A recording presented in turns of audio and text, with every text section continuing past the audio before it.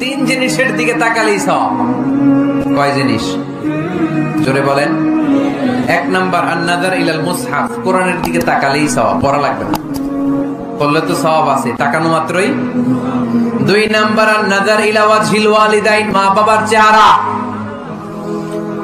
মা বাবার খেদমত করলে তো সওয়াব আছেই, টাকা দিলে তো সওয়াব আছেই, কিন্তু মা বাবার চেহারার নজরের দিকে যদি রহমতের নজরে একবার তাকান, একটা কবুল হজ করলে যেই সওয়াব, ওই সওয়াব আমল নামাই দিবে কে?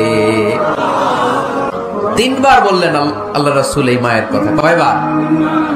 আল্লাহর হাবিব বললেন মা মা মা, তারপরে মা কয়বার? বাবা কয়বার? তার মানে ইসলাম মাকে দিয়েছে স্বর্ণ পদক, ইসলাম মাকে দিয়েছে রৌপ্য পদক, ইসলাম মাকে দিয়েছে ব্রোঞ্জ পদক, বাবাকে দিয়েছে সান্ত্বনা পুরস্কার। ঠিক কিনা? তিনবার যদি মা হয়, একবার যদি বাবা হয়, তাহলে স্বর্ণ পদক কে? রৌপ্য পদক, ব্রোঞ্জ পদক, সান্ত্বনা পুরস্কার। সুবহানাল্লাহ কইতে বললেন না?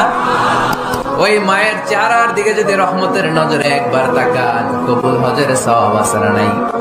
তাহলে এক নাম্বার কোরআনের দিকে নজর করলে সওয়াব, দুই নাম্বার মা বাবার চেহারার দিকে নজর করলে সওয়াব।